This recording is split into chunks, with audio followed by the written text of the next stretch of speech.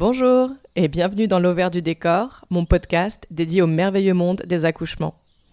Je m'appelle Roxane et je cherche ici à rendre accessibles des notions autour de ces sujets qu'on pense parfois trop compliqués ou réservés au corps médical. En réalité, ça pourrait nous être très utile d'en savoir plus sur tout ça pour pouvoir prendre des décisions éclairées et être actrices et acteurs de nos grossesses et accouchements. Donc je vais décortiquer des études, faire des recherches et tenter de démêler le vrai du un peu moins vrai pour essayer de vous faire des synthèses sur des principes importants, parce que c'est ça mon but avec ce podcast, amener les personnes enceintes à se questionner et réfléchir par elles-mêmes. Le savoir, c'est le pouvoir, vous vous rappelez ? Alors c'est parti.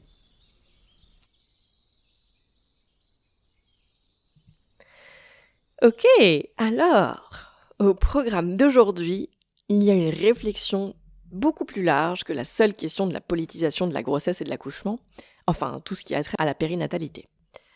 C'est déjà énorme, évidemment, mais ce sujet-là s'inscrit dans une réflexion plus globale, qui est celle de la société dans laquelle on vit. Normal, puisqu'on essaie de comprendre ce que cette même société fait à la périnatalité. Or, si on veut se questionner sur la société, on est obligé de s'arrêter sur ce qu'est le capitalisme, le patriarcat, puisque ce sont ces systèmes-là qui structurent le fonctionnement de ce dans quoi on vit aujourd'hui. J'ai envie d'utiliser le terme patriarcaca, d'ailleurs, comme dirait Marine Baousson dans son podcast Vulgaire, qui est mon héroïne, mais vous le savez déjà peut-être. Donc ce sujet, il me passionne, je vais essayer de pas trop m'énerver, mais en même temps je pense que la colère, elle est tellement puissante, vectrice d'énergie, d'avancée et de changement qu'on peut aussi se dire qu'on la cultive. Mais accrochez-vous. Donc si vous n'êtes pas familière et familier avec ces termes, je vous invite d'abord à lire Le capitalisme patriarcal de Silvia Federici, qui est absolument brillant et qui permet vraiment de comprendre pourquoi la société fonctionne comme elle fonctionne, quel est l'historique de cette politique, comment on en est arrivé là, et du coup ça permet de prendre du recul et de comprendre à quel point tout ça c'est pas normal. Donc je vais aujourd'hui apporter ma petite et humble pierre à l'édifice de la réflexion sur le capitalisme, le patriarcat, et comment ça influe sur la périnatalité, les accouchements et la grossesse. Bon, je dis que je vais apporter une petite pièce là à l'édifice, mais en vrai j'ai déjà écrit un bouquin là-dessus, qui s'appelle « Retrouver le pouvoir d'enfanter », que vous pouvez trouver sur quasiment toutes les plateformes d'ailleurs. Mais voilà, fin de l'auto-promo. Donc je vous propose d'abord de faire un petit retour en arrière de quelques années, quelques décennies.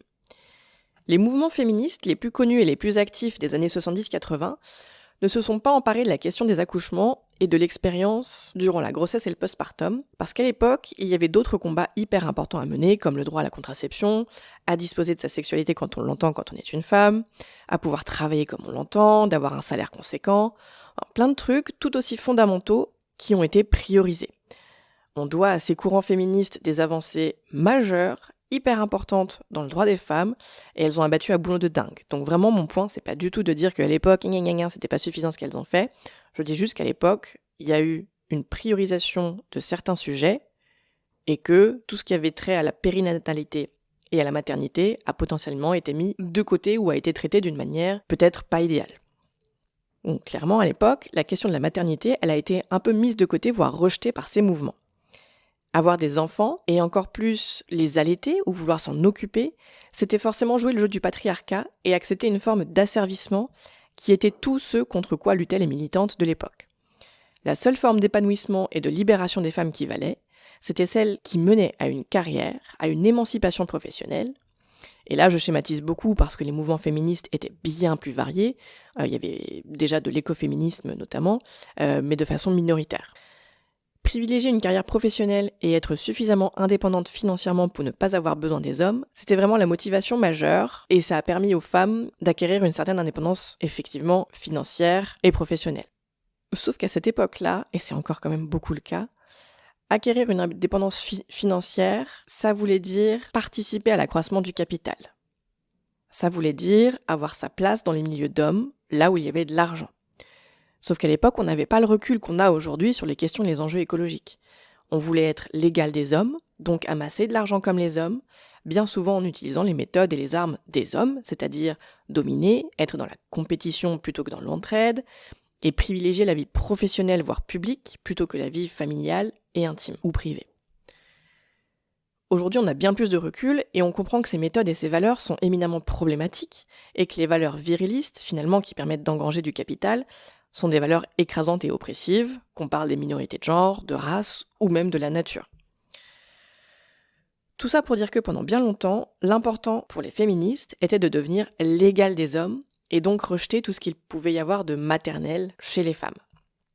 On pouvait quand même avoir des enfants, parce que la pression de la société de toute façon était très forte, mais en se positionnant comme le père pourrait se positionner, pas plus et pas moins. Pas question de garder bébé au sein alors que le père restait libre de s'éloigner physiquement de la progéniture. Donc hop, biberon, et égalité parfaite. Pas question non plus de rester trop longtemps à la maison après la naissance, alors que le père pouvait retourner au travail le lendemain de la naissance, et continuer à travailler sur sa carrière, à gagner de l'argent pour lui-même, alors que la femme était cantonnée à un asservissement assez total.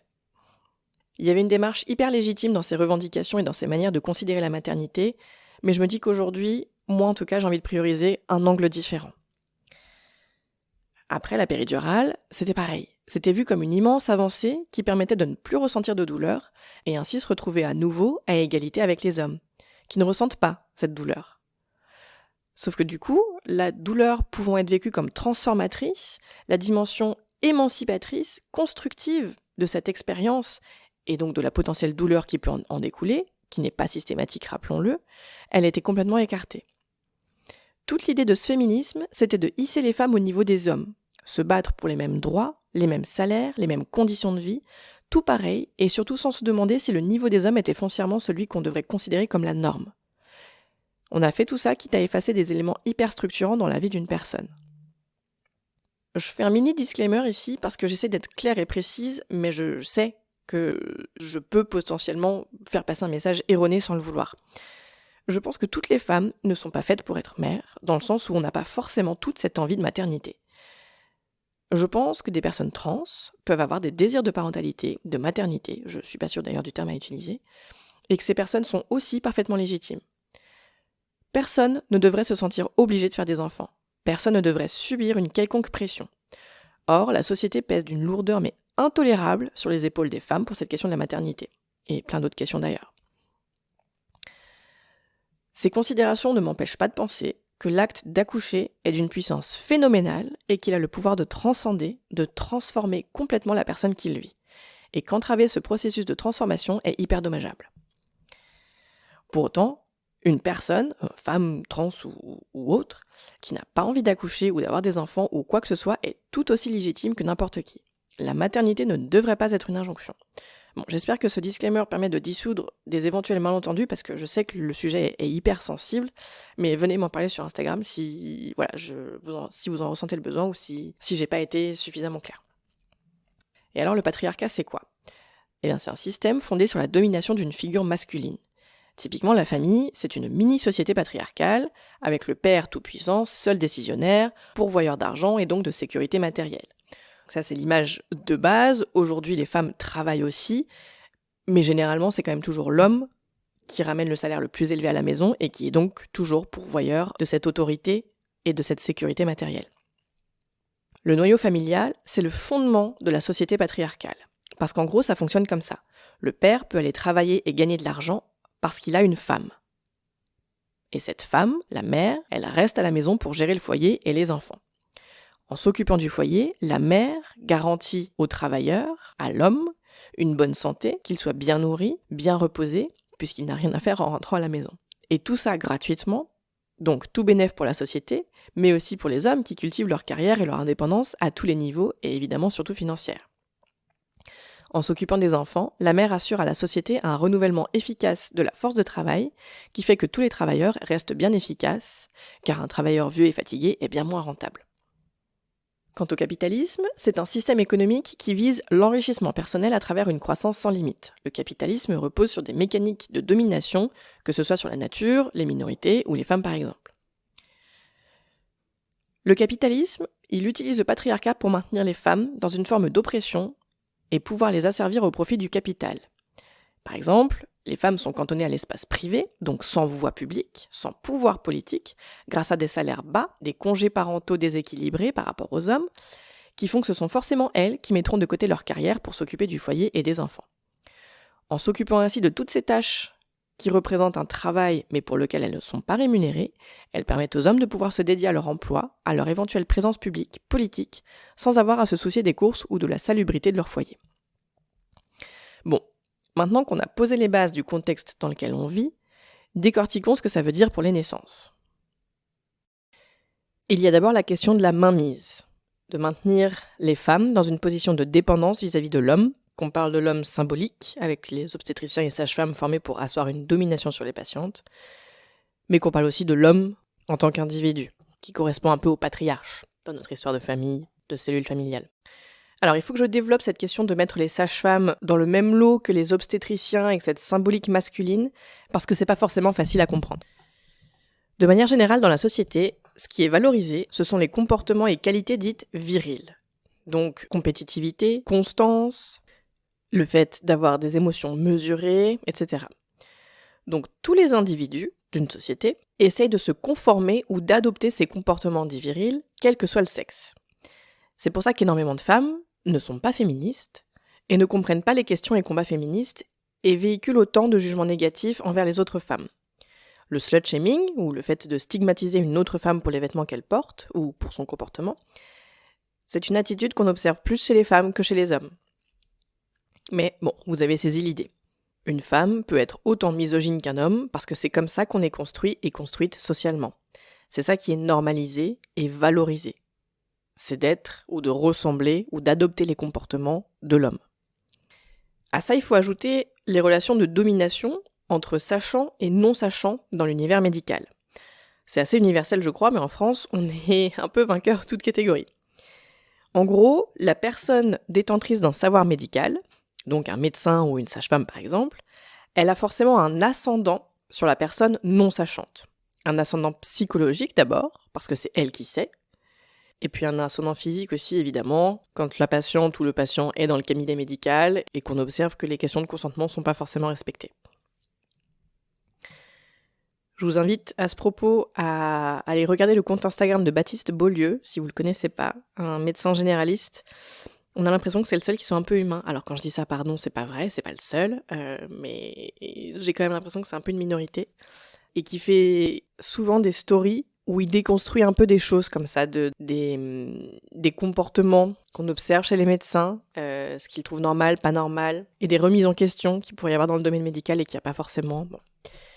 Mais donc en gros, si un ou une patiente fait état de ce qu'il ou elle ressent, ça ne sera pas pris en compte par le sachant s'il considère que le patient ou la patiente a tort ou que c'est impossible. J'ai 2 exemples.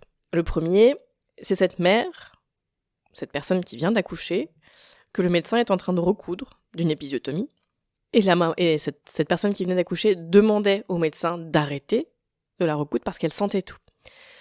Le médecin est sorti de ses gonds en lui disant d'arrêter de geindre, que la péridurale faisait toujours effet et qu'il était impossible qu'elle ressente quoi que ce soit. Sauf que la personne était en train de lui dire qu'elle avait mal. Elle l'a répété à plusieurs reprises, et il y avait de la supplication, il y avait des larmes, et le type n'en avait rien à foutre. Pardon, ça m'énerve. Des histoires comme ça, vécues par des patientes, j'en ai 1000, et vraiment, j'ai vraiment envie de tout brûler, rien que d'en parler. Bon. L'autre exemple, dont parle justement Baptiste Beaulieu, c'est cette patiente qui souffre d'une polyarthrite rhumatoïde, donc c'est une maladie auto-immune qui génère entre autres énormément d'inflammation dans le corps.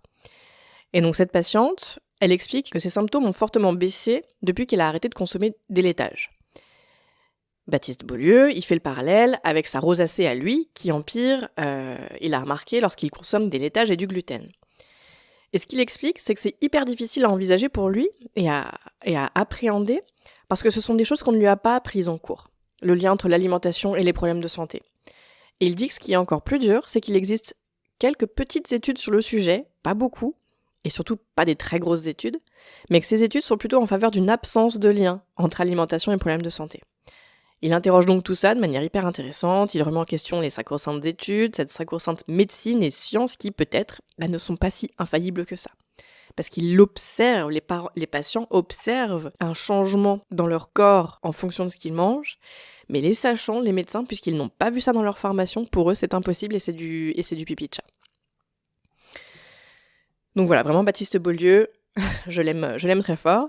Sauf que ce médecin, c'est un ovni. Il n'est pas représentatif des médecins. La plupart ne remettent pas en question ce qu'ils et elles ont appris pendant leur formation. Puisque c'est ce que la société leur confère comme statut, en fait. L'omniscience et l'omnipotence. Pour en revenir aux sages-femmes, elles restent évidemment sous l'autorité de l'obstétricien ou de l'obstétricienne. Mais elles aussi, elles reçoivent cette formation médicale qui leur donne ce statut de domination par rapport aux patientes et aux patients éventuels. Alors attention, comme d'habitude, je sais bien qu'il existe des sages-femmes super, des médecins super. Ce que je dénonce, moi, c'est un système. Et je me base sur mon vécu, évidemment, mais aussi sur tous les vécus qu'on a pu me raconter, et certaines études aussi, car, et oui, puisque rien n'est tout blanc ou tout noir, certaines études valent le coup. Mais donc, voilà pourquoi je mets les sages-femmes et les médecins dans le même panier. Ensuite, il faut faire attention, on a encore l'image de la sage-femme comme ayant une approche plus physiologique, comme ayant un savoir hérité des vieilles lignées de sages-femmes. Mais ça, c'est une image d'Épinal et c'est absolument plus le cas. Les sages-femmes aujourd'hui, elles sont formées comme les médecins, à l'école, elles n'ont pour la plupart jamais vu d'accouchement physiologique parce que ce n'est pas prévu dans leur programme, et elles ne savent pas comment accompagner une personne qui souhaiterait accoucher sans interférence. Je ne les blâme pas, elles, ce n'est pas de leur faute, c'est juste comme ça qu'elles sont formées. Et qu'elles sont construites et conditionnées. À ce sujet, d'ailleurs, vous pouvez visionner le documentaire Faut pas pousser de Nina Nahr, dans lequel elle interviewe des sages-femmes qui expliquent précisément ce point. Alors maintenant, c'est quoi le rapport entre capitalisme et naissance ? On s'en rend compte dans la gestion des accouchements et de l'hôpital public. Les coupes budgétaires et les conditions de travail font qu'il y a de moins en moins de personnel soignant disponible. Donc pour que il et elle puissent réussir à s'en sortir un minimum, les personnes qui travaillent dans les hôpitaux, la progression des différents accouchements, elle est réglée comme du papier à musique. Les personnes en travail sont installées dans des salles prévues à cet effet, la péridurale est posée pour qu'elle puisse rester seule, sans avoir trop besoin d'aide, en attendant la dilatation complète, et le dosage d'ocytocine de synthèse est plus ou moins dosé pour faire avancer plus ou moins vite tel ou tel accouchement, et éviter que le personnel ne se retrouve à devoir gérer toutes les phases de poussée au même moment. Dans ces conditions, on imagine assez bien qu'une personne qui souhaite accoucher naturellement puisse être perçue un peu comme un chien dans un jeu de quilles, parce que ça bouleverserait complètement l'organisation d'un service qui est déjà saturé. Donc le capitalisme dans le domaine des accouchements, c'est ça. C'est maximiser la productivité du personnel médical et des naissances pour être sûr qu'il y ait le moins de pertes possible. Mais à quel prix ? Mais alors, pourquoi est-ce qu'on ne laisserait pas les personnes accoucher tranquillement chez elles, me diriez-vous ? Ça coûterait potentiellement moins cher à la société, et les gens pourraient travailler dans des conditions un peu plus agréables. Sauf que si on laisse les personnes, et donc surtout historiquement les femmes, puisque les réflexions sur les questions de genre n'étaient pas à l'ordre du jour pendant des siècles, mais si on laisse les femmes accoucher chez elles, c'est leur laisser un pouvoir trop grand. Le pouvoir de gérer les naissances, mais donc aussi les avortements, qui sont, et l'actualité nous le montre encore bien dans le monde, un droit qui n'a pas toujours été acquis et qui reste encore hyper fragile. Laisser les femmes accoucher chez elles, c'est reconnaître qu'elles n'ont effectivement pas besoin des hommes, qu'elles sont suffisantes. C'est leur laisser une confiance en elles, un confort psychologique qui ferait bien trop de tort au patriarcat, et donc au capitalisme par extension. C'était hyper dense comme épisode, mais je pourrais en parler pendant des heures. Il y aura peut-être un deuxième épisode à ce sujet d'ailleurs plus tard, parce que là en le disant j'ai l'impression que j'ai mis de côté plein de pans, plein de détails dans lesquels il aurait peut-être fallu que j'aille, mais j'essaye de faire concis et court, donc peut-être qu'on pourra découper en plusieurs épisodes. N'hésitez pas à me poser des questions sur Instagram s'il y a des points qui ne sont pas clairs. Je vous répondrai avec plaisir et surtout, du coup, ça m'aiguillera pour travailler sur un éventuel deuxième épisode.